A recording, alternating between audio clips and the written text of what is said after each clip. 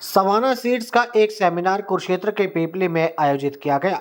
यहां पर भारी संख्या में किसानों ने भाग लिया और किसानों को सवाना सीड्स के बारे में बताया गया कि कम लागत से अच्छा मुनाफा कैसे कमाया जा सकता है और इस सीड से खेत में लगने वाली फसल की पैदावार भी अच्छी होती है और खरपतवार ना के बराबर होता है। कम समय में किस प्रकार से अच्छा मुनाफा कमाया जा सकता है, इसको लेकर एक सेमिनार किसानों के लिए आयोजित किया गया। सवाना सीड्स सेमिनार के अंदर हरियाणा के कृषि मंत्री श्याम सिंह राणा ने शिरकत की और किसानों को संबोधित किया। उन्होंने दूर दराज से आए किसानों को सवाना सीड्स के बारे में जानकारी भी दी। सवाना सीड्स के सीईओ और एमडी तथा federation of seed industry of India के अध्यक्ष अजय रैना ने डीएसआर की सफलता सुनिश्चित करने में तकनीक की भूमिका पर भी जोर दिया। उन्होंने कहा, उचित बीज चयन और सटीक सिंचाई के साथ किसान अधिक उपज प्राप्त कर सकते हैं और साथ ही भूजल संरक्षण भी कर सकते हैं। इस कार्यशाला में किसानों की चिंताओं को दूर करने और उन्हें डीएसआर को प्रभावी ढंग से लागू करने के लिए आवश्यक ज्ञान प्रदान करने का अवसर दिया गया। कार्यशाला में चर्चा के प्रमुख नवाचारों में फुल पेज नामक एक उन्नत बीज उपचार तकनीक थी, जो पौधों का समान अंकुरण सुनिश्चित करती है और फसल को अधिक मजबूत और उत्पादक बनाती है। पारंपरिक डीएसआर विधियों में कभी कभी असमान अंकुरण की समस्या होती है, जिसमें कम उपज होती है, लेकिन फुल पेज की स्क्वायर्ड बीज उपचार तकनीक इस चुनौती का समाधान करने के लिए तैयार की गई है। यह नर्सरी चरण को समाप्त कर देती है और अत्यधिक सिंचाई की आवश्यकता को कम करती है, जिसमें जल संरक्षण में महत्वपूर्ण मदद मिलती है। इससे पानी पंपित लागत में लगभग 30% की कमी हो सकती है, जिसमें सालाना लगभग 15 से 20 लीटर लाख पानी बचाया जा सकता है। इसके अलावा पानी की कम खपत के कारण ग्रीन हाउस गैस उत्सर्जन, विशेष रूप से मीथेन में भी कमी आती है। को कैसे देता है, उसकी कोई खाद लिया, बीज लिया, उसको यूज करता है। वो हम तो एक बात जानते हैं, सरकार उसको पूरा पैसा देती है। आपको पूरा पैसे दे दिया, आप मालिक उस पैसे के, अब कैसे करोगे उसका, तो आपका काम है। मंत्री जी, सरकार ने तो कोई रखा नहीं। जो दुकानदार कीटनाशक दवाइयां बेच रहे हैं या बीज बेचते हैं, उनको लेकर सरकार ने नियमों में बदलाव किया है, जिसके चलते पूरे प्रदेश में प्रदर्शन कर रहे हैं। कंपनी वाला ने तो स्मेल बढ़ाया, कहता हूँ उन्हीं के खिलाफ बात पूछ रहे हो भाई, ऐसा तो ना करो ना, ये बाद में पूछ लियो। देखो ऐसा है, किसान के लिए सरकार काम करती है। जो नकली बीज, नकली खाद जो देगा, देखो वो अच्छी बात नहीं है। अच्छा मिले, अच्छा बीज मिले, अच्छा खाद मिले, अच्छी दवाई मिले, ताकि कोई नुकसान ना हो। तो आमदन कैसे बढ़ेगी किसान की? किसान के लिए काम कर रहे हैं, किसान की बात तो सुननी पड़ेगी। तो मैं आपसे कहता हूँ, किसान की जो दान बिकता है मंडी में, आप ही पक्ष और विपक्ष तो चलेगा। विपक्ष जब सरकार कोई काम करेगी, अच्छे से अच्छा काम भी करे, तो भी उसका विरोध करता है। लेकिन एक स्वस्थ विरोध हो, उसमें सुधार आ जाता है। कुछ तो वैसे ही विरोध करते, मन बना लिया किसी ने, मैंने तो विरोध करना है, तो वो बात भी चलती है। कुछ बातें हैं जो उनकी अच्छी हैं तो मानी जाती हैं। विरोध के लिए कर रहे हैं, उसका कोई मायना नहीं होता। वक्फ बोर्ड का जो था, ज़मीन थी वो 4 लाख करोड़ कितने टीवी में बता रहे थे, फिर 8 हुई, फिर 9 हुई, करके वो ज़मीन ऐसी बढ़ती चली गई। कहीं ना कहीं कुछ 6,000 परिवारों की कितने की अंदाज़ा वो था, प्रॉपर्टी चली गई। ऐसा तो देखो नहीं होना चाहिए। किसी की प्रॉपर्टी को ना किसी से खोसना चाहिए, ना किसी को नुकसान होना चाहिए। कानून तो सबके लिए समान होने चाहिए, ऐसा कुछ नहीं है। कांग्रेस कह रही है धार्मिक बिल लाकर उजाड़ने का काम किया है कांग्रेस। कली बोली आज बकायदा। देखिए हुड्डा साहब, चलो कोई नहीं, आप ये जो इनका जो विचार है, इनका तो ठीक है, पर लेकिन आप देश चलाने के लिए, प्रदेश चलाने के लिए के समय में विपक्ष आरोप लगाता है कि दान की, और उसका जो अन्न पैदा होगा उससे लोगों को राहत मिलेगी खाने के लिए। अब गुरुकुल में 180 में खेती होती है, आप देखते हो लाइन में लग के सारा बिक जाता है उनका। जो भी कर रहे हैं, सरकार इस पर कमेटी बनाई है, इसके लिए एमएसपी का, मंडियों का भी उसके लिए अब हमारी कमेटी काम करेगी उस पर, आगे उस पर अलग से रेट फिक्स किया जाएगा। अलग रेट होगा वो कमेटी बनाई उसके लिए, प्राकृतिक खेती के लिए वो कमेटी बनाई तो वो आगे रिपोर्ट देगी। तो रेट भी अलग से फिक्स। हाँ, रेट तो उसका वैसे ही ज़्यादा होता है, वैसे ही ज़्यादा होता है। उससे तो आमदन बढ़ेगी, किसान की भी आमदन बढ़ेगी, खर्चा कम होगा। प्राकृतिक खेती में खर्चा नहीं है, उसमें तो कहते हैं ना, अगर खर्चा कम होगा तो आमदन अपने आप बढ़ जाएगी। अब कह रहा भाई अगर खर्चा बढ़ेगा, आमदन कितनी भी हो जाए, वो आमदन नजर ही नहीं आएगी। तो इसलिए आमदन बढ़ेगी उससे। किसानों को जागरूक करने के लिए क्या प्रयास है? खेती की तरफ बढ़ना चाहिए। सरकार ने 30,000 रुपये की सब्सिडी दे दी एक गाय पे। अगर कोई 1 एकड़ की खेती करेगा, आप प्राकृतिक खेती करेगा 1 एकड़ की, 30,000 रुपये की सब्सिडी एक गाय पे 1 एकड़ पे। देसी गाय। अब घर में अगर वो 1 एकड़ की खेती प्राकृतिक करता है, घर में दूध आ गया, घर में अब गाय का तो हर चीज़ कीमती है, गोबर भी कीमती है, पेशाब भी कीमती है, गाय तो वैसे ही कीमती है। A2S का दूध पियोगे तो आपको बीमारियां आसपास भी नहीं रहेंगी। अब इतना बड़ा काम प्रधानमंत्री जी ने, माननीय मुख्यमंत्री जी ने किया, भाई 1 एकड़ वाले किसान को एक गाय की सब्सिडी 30,000, 2,000 देंगे प्रधानमंत्री जी उसके लिए। हाँ, देते हैं ना हमारे किसान को, चाहे उसके 10 एकड़ है, चाहे उसके 20 एकड़ है, 2,000 की 6,000 रुपये देते हैं। उस एकड़ पे 6,000 तो सेंटर की गवर्नमेंट देगी किसी पे, अगर 1 एकड़ है, और 30,000 दिए नायब जी ने, तो 36,000 हो गए। थोड़ा थोड़ी है, घर में दूध हो गया रोज का। तो ये सरकार की नीति है। हर देखते हो आए कि नहीं आए, फिर उनको ट्राली में बिठा के, कार में बिठा के खेत में लेके आओगे, फिर वो कहेंगे जी खाने पीने का इंतजाम करो, सारा करना तो पड़ेगा, करना पड़ेगा ना।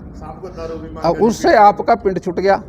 सीधी बिजाई करने से आप घर के किसी लड़के को ट्रैक्टर में बिठा के आप बैठ के सीधी बिजाई कर लोगे। सर आप बड़े किसान हैं तो जो लोग अट्रैक्ट क्यों नहीं हो रहे, क्यों नहीं जुड़ पा रहे सीधी बिजाई से? लोग बचते क्यों हैं? बड़ा किसान देखिए, मैं समझता हूँ बड़े किसानों की बात मैं कहता हूँ, जमीन है कोई रबड़ नहीं है, ये तो फिक्स है, ये तो बढ़ेगी नहीं, ये तो बटेगी, इसके रेट बढ़ेंगे।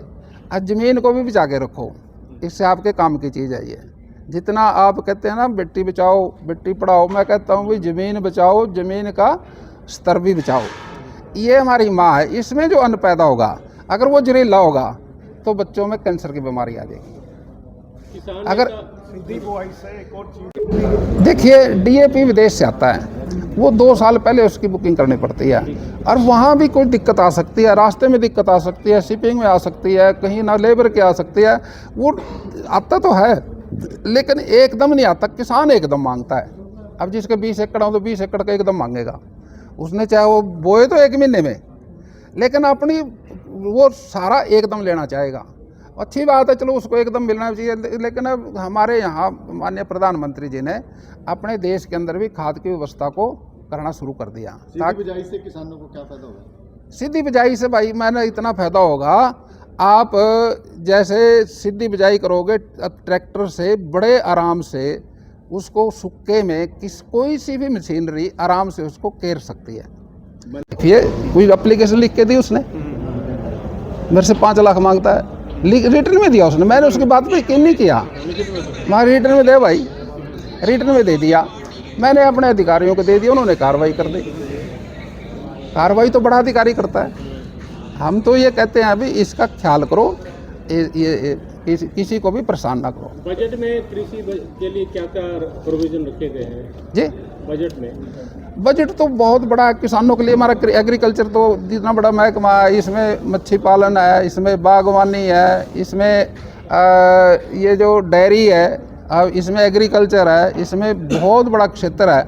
हर तरह से क्षेत्र के अंदर बजट बढ़ के आया। सबसे ज़्यादा बजट इस बार मच्छी पालन का बड़ा है, उसके बाद बागवानी का बड़ा है, क्योंकि जितना एरिया गेहूं का है, जितना एरिया धान का है, ये कन्वर्ट होने लग रहा है बागवानी में और फिशरी में।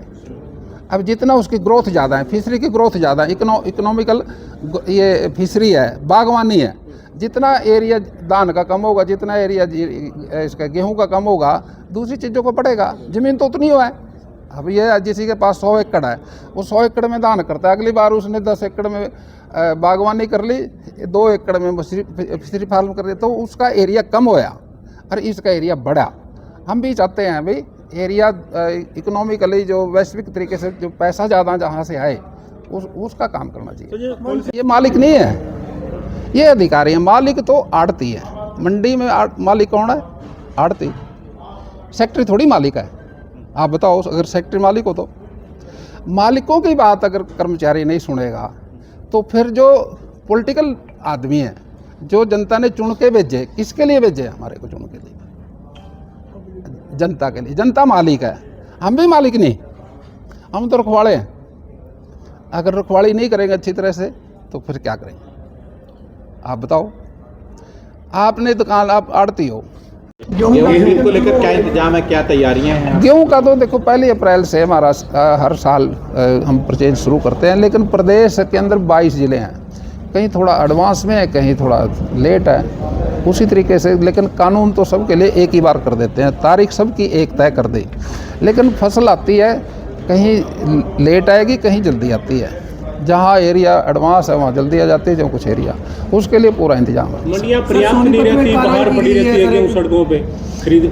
देखिए, वो आप जो बात कह रहे हो, बहुत पुरानी बातें भी रही हैं ऐसी, मैं जानता हूँ भी। मंडियाँ एकदम, गेहूं का सीज़न ऐसा होता है ना, ये सारा ही 15 दिन का होता है, 15-20 दिन का। उसमें सारी मशीनें लग जाती हैं, सारा एकदम आ जाता है।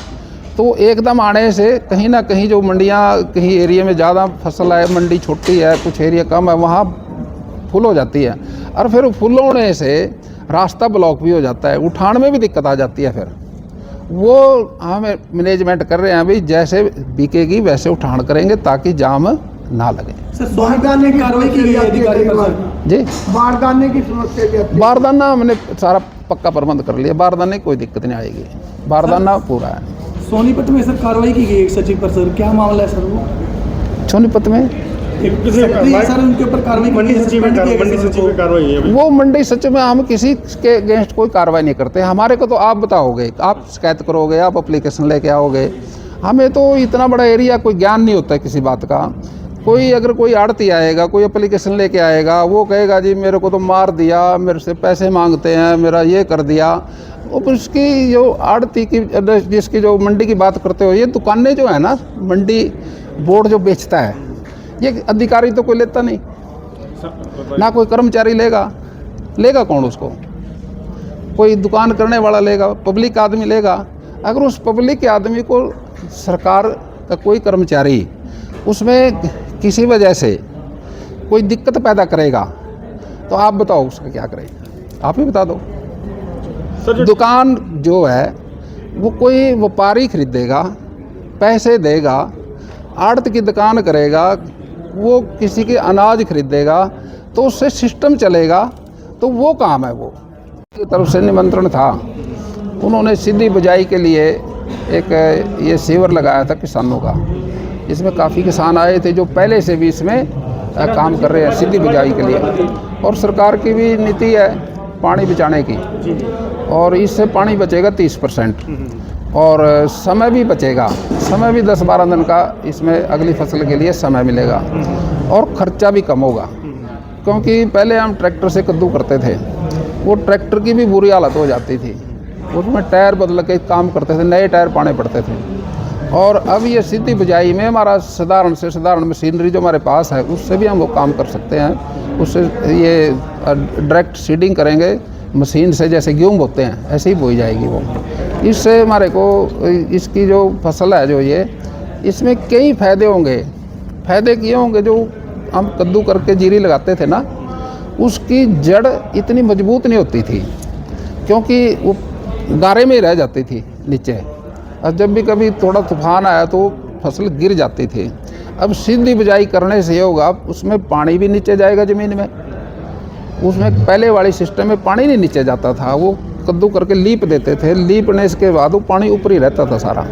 अब इसमें डायरेक्ट सीडिंग में पानी नीचे जाएगा ज़मीन की, जितना पानी देंगे हम, पेड़ भी लेगा, और जिससे हमने पानी निकाला वो वहाँ भी चला जाएगा, ज़मीन से अंदर चला जाएगा, वो रिचार्जिंग हो जाएगी उसकी, और इससे पेड़ मजबूत रहेगा। और जो फसल में जो घास फूस होता है ना, उसके लिए स्प्रे का इन्होंने विकास कर लिया अच्छी तरह से, उससे भी होगी। अब इसका पूरा का पूरा झाड़ वैसे ही रहेगा जैसे हम करते चले आए हैं।